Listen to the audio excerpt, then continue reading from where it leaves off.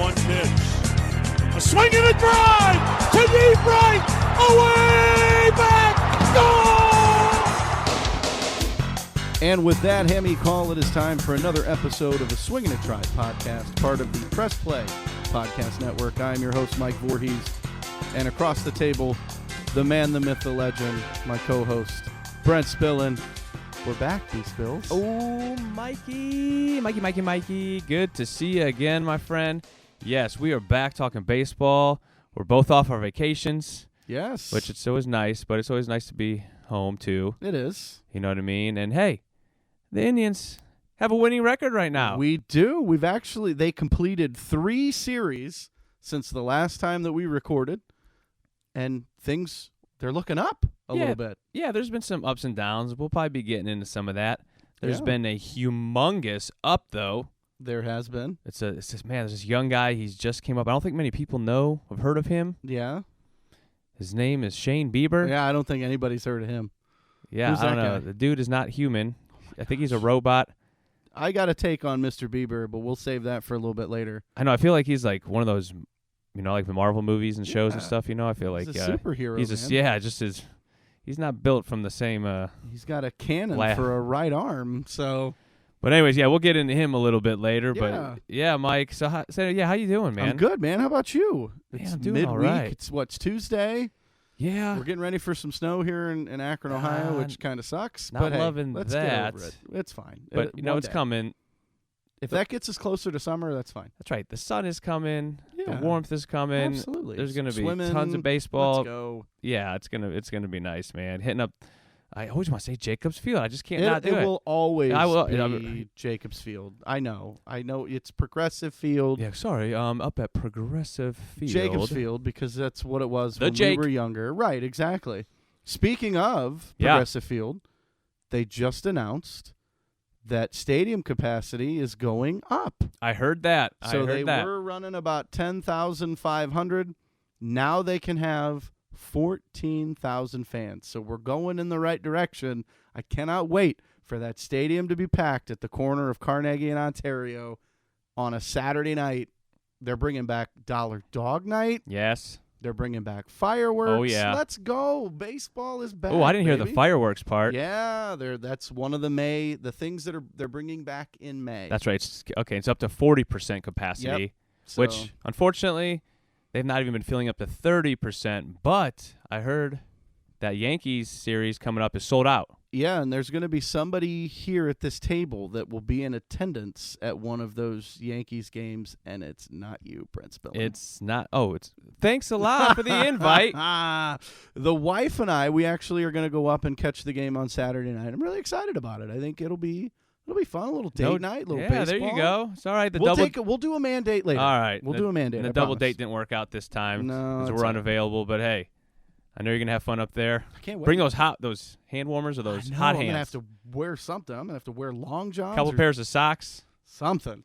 And I got to make sure I have the proper mask on because that's one of the rules. They have you have to wear a double cloth mask. Oh, really? Yeah. Can't wear a gaiter. Can't wear one with a valve. Yeah, a lot of amusement parks are doing similar things like that. Hey, at least they're not like Cedar Point where they're taking reservations.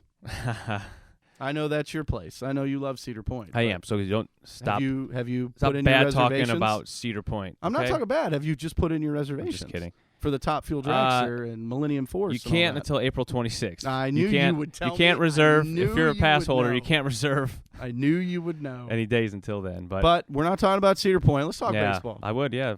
So, Brent, it would be my honor to go through some of these series. All right, let's do it, Mike. Some highlights a bit. So, back on April 9th, the Indians started a 3-game series with those Detroit Tigers, and boy, that is just what we needed. We owned them last year. We start on April the 9th. It would have been Game 6 of our season, and the Indians pull out the win, 4-1. Zach Plesac, 7 innings pitched, 3 hits, no runs, no walks, 6 Ks. Emmanuel Clase gets the first save of the season. We know they're going to do a closer by committee, so we'll see who gets the bulk of these saves. But it was Clase and then Fran Mill. 3 for 4, 2 absolute bombs, 3 RBIs. this dude can hit. When he's on, this offense is something completely different. Yeah, I mean, he just gets hot and cold. Mm-hmm. He's a hot streak for a little bit. Consistency. And then his cold streak is pretty cold. So, right. All right, so then we move to the very next day, April the 10th, Game 7. The Indians win 11-3. You heard that right, 11-3. Aaron Savali, man, that guy, he's been really good this season. 7 2/3 innings, 3 hits, only 1 run, 0 walks, and 6 Ks.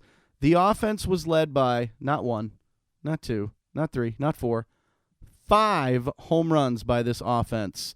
Roberto Perez had a 2-run shot. Cesar Hernandez with a solo shot. Jordan Luplow, a 3-run homer. Franmil Reyes, another home run. So that's 3 home runs in 2 days for those of you keeping track at home.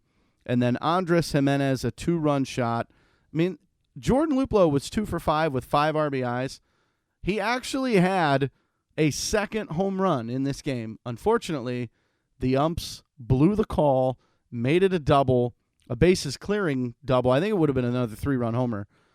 They blew the call, B. Spills, and they went to review. Clearly on review, you see it hit the railing above the yellow line, and they still call it a double. That's all right. We were whooping them. Give me computerized umps if this is what's going to happen. They're taking runs off the board. Come on, can't do that. Can't do that. But anyway, I digress. We'll move on. April 11th, game number 8. The Indians again sweep the series. They take it 5-2. Logan Allen, 5 innings pitched, 2 hits, 1 run, 3 walks, 5 Ks. Shaw, Wickren, and Karinchak solid in relief, 5 Ks. Karinchak actually struck out the side in the 8th. I think this guy's going to be really good for us. Emmanuel Clase gets save number 2. The offense is led by Eddie Rosario. Had to make sure I specify which Rosario. Eddie was 2 for 3 with a double, and Franmil, man, loves Detroit pitching. 2 for 3, a double, and an RBI. So the Indians, after that series, were 5-3, and we're in first place in the Central Division. I love Who'd hearing have saw that coming? But something cool I saw Zach Meisel tweeted out. Yeah. It was after because they kept blasting home runs and for the Wild at the beginning, especially during this Tiger series. He said, in 1948, let me repeat this. Most home runs through 7 games in Cleveland team history. 15 in 95, lost the World Series. 15 in 97, lost World Series. 14 in 2021, and 13 in 1948, won the World Series. So there you go. So it looks like that we're probably going to the World Series. Oh, so dear. your initial prediction is going to be wrong. Well, and I will eat crow if I'm wrong. Oh, yeah, I hope Long so. season still to go, but I will gladly. I don't have him going there. I'll Facebook Live myself eating a ghost pepper if the Indians go to the World Series. Mark it down. I'll say it right now. On April 20th. Is that the hottest one? Or pretty? Sure. I know it's a hot one. I don't know my peppers. I will eat. No. You know what? I'll find the hottest pepper. Is it a red? I can find. Is it like one of those Carolina Reaper or something? Is it one of those red hot chili peppers? I don't know. That's a band. Flea's not helping. I thought I'd get you with that. Good job. No, I'll say it right now. April 20th, so 4/20. I'll say it right now. If the Indians go to the World Series, I will Facebook Live myself eating the hottest pepper that I can find, and I'll let you film it. Okay, I don't know. I'd rather want the Indians to win for them to win, for the sake of me, or just watching you eat that. Well, there you go. Take one for the team there, Mike. Absolutely. So the Indians, after that sweep of the Tigers, we go to Chicago and take on those pale hosers from the Windy City, the White Sox, and we end up splitting this series. But more of that here in a minute. So game number 9 on April the 12th, we end up losing 4-3. Clase loses the game in the 9th on a walk-off. Tough loss. Tristan McKenzie, 4 innings pitched, 2 hits, 3 runs, 2 walks, 6 Ks. The bullpen was solid, 4 innings of relief, shutout relief. The offense, Eddie Rosario was 1 for 4 with a homer and 2 RBIs. Franmil Reyes had a sac fly in the 8th, but just not enough. The White Sox get that win. So then we go to Game 10, April 13th. The Indians win 2-0 in 10 innings. Shane Bieber gets his first win, but that's after pitching 9 innings. 3 hits, 1 walk, and 11 Ks. Karinchak gets the save, though, that closer by committee thing we talked about after the night before Clase blowing the save.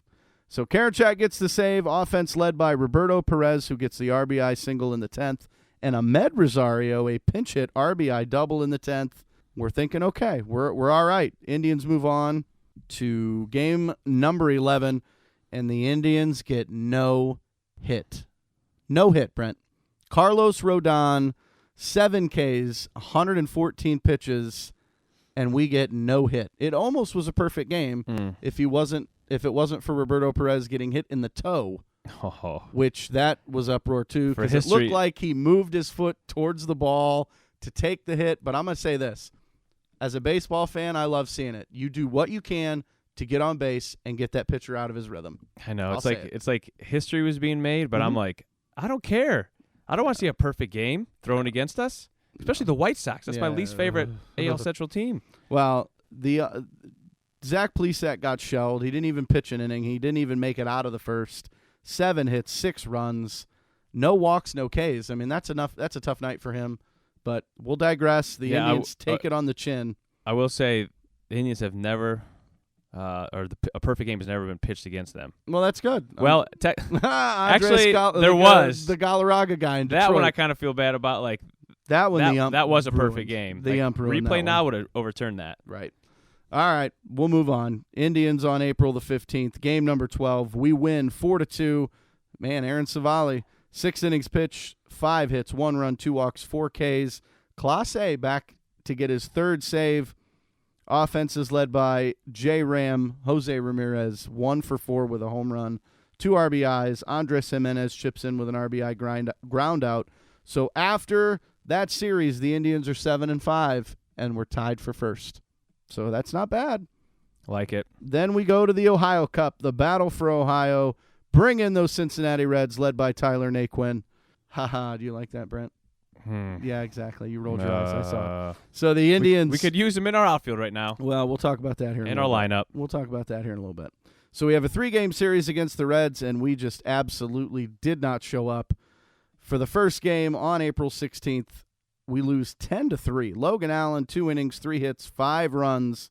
3 of them were earned. I don't even want to hear about this. Move on to the next one. Yeah, just a bad game. Although Jordan Luplow did hit his 3rd home run of the season. Yes, I'll give that. He's been a surprise. He has been. Ahmed Rosario hit a bomb in that game too. Just a bad game. We move on to the next one. Emmanuel Clase blows the save. Josh Naylor didn't help by committing just an absolute error after getting 2 outs in the 9th. The floodgates were open, man. Oliver Perez ends up taking the loss. Reds win it in extras, man. That was a tough game to swallow. Some of those happened throughout the year. We were winning that game. Let's just get it out of the way now. We were winning that game, and we hopefully lost. We'll win some hopefully down the road that we shouldn't have won, just like that one. Well, we shouldn't have lost. And then just leave it to our savior. Leave it to our superhero, Shane Bieber, in Game 3 against the Reds on April the 18th. 8 innings pitched, 6 hits, 3 runs, 2 walks, and 13 Ks. Clase gets the save, his 4th of the season. We get home runs by Jose Ramirez. Roberto Perez hits a 3-run shot, and Jordan Luplow, another home run, a 2-run shot, his 4th of the year, 2nd off a right-handed pitcher, a guy who only supposed to play against lefties. He's proving that he should be in that outfield every single day, leads the team with 10 RBIs, Brent. And that leads us to our record of 8-7. We're in 2nd place, 1.5 games back. We have the 5th best record in the AL. We are 6-4 in our last 10 games, but there's a problem. We could be 9-6 right now. We could be 10-5, really. But hey, that's baseball. You win some, you lose some close ones. But so we want to talk about Shane Bieber here. Yeah. But first, let's take a break. Yeah. And then, Mike, you want to say something about Shane Bieber, something that you weren't happy with him about over the weekend. Shane Bieber made me mad. Okay, so we'll be right back. Hey everybody, it's Sam Amico from Cavs on the Break NBA podcast. Be sure to give us a listen for all your Cleveland Cavaliers recaps, analysis, breakdowns, draft talk, free agency. The list goes on and on. Give us a listen, Cavs on the Break NBA podcast. You've been pining. You've been waiting for Rega and Rhoda to get back together. We got you. Press Play Podcast. We're ready to go. We're going to have our podcast with everything that you want Browns, Cavaliers, Indians, Ohio State, the national scene. Kenny Rhoda, Michael Regai back together again. Make sure you keep your ears open. It's happening right here on Press Play Podcast. See you then. Shane Bieber has 47. And he ties the Express. 13 strikeouts today. We are back. I'm still stewing, Brent. Yeah, Mike is upset with Shane Bieber. Can any of us be upset with Shane Bieber right now? So we have to hear this. All right. Mike, why are you upset with Shane? Because I think he gave Tyler Naquin, your boy, Yeah. a gift. I think Shane's upset that Tyler's not in Cleveland. That belt high fastball that Naquin absolutely demolished to center field for a home run. The game was already in hand. But I wonder if those are two friends. Just, I wonder if Bieber gave him a lollipop. I really do. You think Shane just threw one? He put it right in his zone. He likes him to lower. Don't call me Justin Bieber. I think he right gave in his wheelhouse. I think he gave him a gift. I do. I think he gave him a gift. I don't know. If you look at the expression on Bieber's face right after that, either he's a great actor. Is there anything he can't do? That's a good point. That is a great point right there, actually. But in this case, I don't. I just wonder when you have friends that when you play baseball, does that kind of stuff happen? I mean, No. It's early in the season. No. Records don't really mean much yet. No, he's trying to make tons of money. Every pitch matters for him. Tyler Naquin And he wants to win. Tyler Naquin has 6 home runs for the Cincinnati Reds. How does that make you feel? Do you want to call You Mr. already know Dolan? how I feel. You want to call What have Mr. I been saying Dolan? all offseason? What I've been saying every time we talk? Do you think the Indians might try to trade for him and bring him back? No. Can we send a bucket of balls to Cincinnati for Tyler Naquin? Don't worry. Be happy. DJ's coming up soon. Oh, dear. DJ's going to come Bobby up. Bradley Zimmer's too. going to make a reappearance. Mercado. Just yeah, empty he's ready the farm to go. system. They're ready to go. They're We need coming help. back. We need help in our outfield. All right, Brent. All right. Let's talk about this team. Okay. What do you mean? We talked at the very beginning. We've been talking about the team the whole time. What do you I mean? know, but we talked about when we were making our predictions. I said the Achilles heel would be pitching. I'm ready to say that I was wrong. What? No, duh. The offense No, duh. has been absolutely atrocious, in my opinion. And here's some stats to back it up. Are you totally surprised by that, though? Yes, I am. You're surprised that the offense is terrible? Yes. We're tied for third in the major leagues with 22 home runs. Okay, that's the positive note. Now listen to the rest of this. Oh, and we're 6th in stolen bases. Silver lining, baby. Yeah, Silver lining. But let's hear. We're 27th in the majors with a .219 batting average. Mm-hmm. Awful.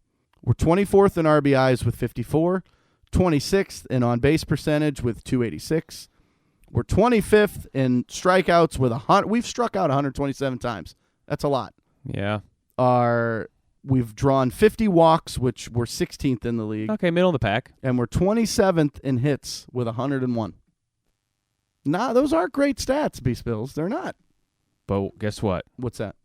We're a winning team right now. We are. We are over 500. Well, Tonya, we could have cue easily been the, 10-5 with that offense. Cue the major league music from the movie. They're a winning baseball team. Oh, get out of here. You get out of here with that. Don't compare them to that Indians team. But here's some okay, that was negative news. So let's talk about some positive. Okay. The pitching. Mind you, this is 15 games in, but our pitching staff. I still can't believe you thought this was going to be their Achilles heel. Other than Shane Bieber, I did not expect these other guys to do because as well as they're you doing. got sucked into spring training too much. I know. Told ya. I'm sorry. Anyway, all right. 7th in the major leagues with our earn run average of 3.14. 7th in Ks with 152. We're 4th in saves. We're 6 out of 8 in saves. We did blow 2 saves, but we won't talk about that. We're 6th in whip, 1.12. Is that a great sound effect? Did that sound real? That's pretty good. I like that. No? Okay. We're 3rd in batting average against at 202, so opponents can't hit us. That's nice. 6th in earned runs with 46. 5th with only allowing 52 runs. We're 4th. We've only allowed 97 hits. We're 15th in walks. So that one we probably need to get a little bit better. And we're 9th with 15 home runs given up, B-Spills. Now let's talk about the man that's carrying this team on his back right now. I'll tell you, what's his name again? Shane, don't call me Justin Bieber. Don't call me Justin. Dude, let's talk about Mr. Bieber right now. Let's do it, man. How about 48 Ks in 29 and a third innings. Ooh-wee. 48 Ks. Hitters are only hitting $160 against him, and his whip is .92. That's the best in the majors right now. Shane Bieber, first pitcher in Major League history to strike out more than 10 batters in the first 4 starts of a season. That is incredible to me. 4 That's times in 4 starts he has struck out over 10 batters. It's what's interesting to me is like when I first look at that stat, I'm like, you thought it was like a normal thing, right? yeah, like I don't feel like that would be like that ridiculous, but I guess it figured- really is that hard. I figured I was going to see names like Clemens, Johnson, Schilling. I figured I'd see a bunch of names. You know what name I saw? Who? Nolan Ryan. Oh, he was pretty good. Nolan Ryan. So Shane Bieber tied Nolan Ryan for the most strikeouts in the first 4 starts of a season with 48. That's great company to be there with the Hall of Famer Nolan Ryan. Yeah. Shane Bieber, okay, this is just, he's proving that the Cy Young was not a fluke. The dude is a stud. He is the best pitcher in baseball. The offense just needs to help him out. We got to get it done, B-Spills. It's that simple. Yeah, I'm going to jump back to Shane. I'm going to stay in him for a minute. Yeah, we can talk about Shane. You know, we just talked about that, or you just mentioned that stat about being the first pitcher with 10 strikeouts in his first 4 starts of the season. And it was also since the mound was moved to its current distance, which, you know what year this was when they moved it? 1929, I think. 1893. I was close. Not really. I Wow, wasn't so born it is yet. that hard to strike out double digits. It's crazy, man. It is crazy. So something else that is cool. Listen to this list that he's on. This is on Twitter from John Sable. He put, Shane Bieber keeps moving up this impressive list. So this is the most consecutive games with at least 8 strikeouts in Major League history. You got Randy Johnson at 17. Absolute stud. Shane Bieber, currently still going, Superhero. 16. Tied for Pedro Martinez, who had 16. That dude was pretty good, too. Randy Johnson again at 15. That guy's a stud. And there's one who is at 14. And you know who that is? He was an Indians pitcher. Bob Feller. No, more recent. Corey Kluber. Yes. Cy Kluber. Yes. So that's just incredible right there. Let me tell you this. I'm gonna say this, and I'm prepared. Tell me, Mike. And I'm prepared to. All right, let me have it. What? I'm prepared to eat some crow here. Shane Bieber. It's a common theme, I feel like, this season for you. Shane Bieber is the best pitcher in baseball. Okay. Prove me wrong. I'm not gonna. Shane Bieber, we are watching something far greater than we could ever fathom. Shane Bieber is carrying this Indians team on his shoulders right now. 48 Ks through 4 starts. Yeah. 48 Ks. You want to hear some more numbers to back up I your statement? would love some more numbers. This is from @Codify Baseball. 4 quality starts, which I think we know that, but 48 strikeouts, you said. 40 0-2 count scene. 14 3-pitch strikeouts. 40 swinging strikeouts. All of those lead Major League Baseball right now. He is good. He won the Cy Young last year in a shortened season because he's that good. I'll say it again. I want to see what he does in 162 games because I think he'll run away with the Cy Young Award again. I know. There is not a pitcher other than maybe Carlos Rodon because he no-hit us, and I'll give credit where credit's due. Rodon is a good pitcher. They got their top 2 guys are pretty good. And Chicago's going to be a tough team. Yeah. But guess what? We start a 2-game series with him tonight. The Indians get a chance to get some redemption against Rodon. He goes tonight against Zach Plesac. Plesac's going to be coming gunning right now. We're in Cleveland tonight. It's going to be a great game. Mm-hmm. Then you've got those New York Yankees, baby, coming in for a 4-game series. And then we go on. We got the Twins to wrap up our homestand. And then we hit the road at the end of the month to play those White Sox. That's right. I mean, again man, in the Chicago. Yankees sure aren't. They're like the worst team in the American League right now. They are the worst team in the American League, but they are not the worst team in baseball. Do you know who the worst team in baseball is? Marlins? No, the Colorado Rockies. Oh. They've only won 3 games. Not good. Oh, man. That team is in shambles. Traded Arenado in the offseason. And Let's see where we're at after these next 3 series. all right, man. How's that sound, B-Spills? I like it. Go Tribe. Hey, thanks, everybody, for listening. We'll catch you later. Who's got the fans with so much Cleveland pride? Who's talking baseball? Talking Tribe. We're talking baseball. Talking Tribe. Nobody plays harder than the Tribe. We've got the players. These guys are really hot. We've got a future. Hello, Brooks here with the Books with Brooks monthly book club podcast. We read one book a month and then we talk about it. Books like Stephen King's The Shining or Where the Crawdads Sing by Delia Owens. If you're on the hunt for book recommendations and enjoy sparkling conversation, come read along with us and then listen in. Hi, my name's Jeremy Powell, co-host of the Oranges, Oranger, Browns podcast. Check us out anywhere you listen to podcasts. For all your Browns coverage, post-game, pre-game, anything you need Browns, you'll find it here on the Oranges, Oranger, Browns podcast.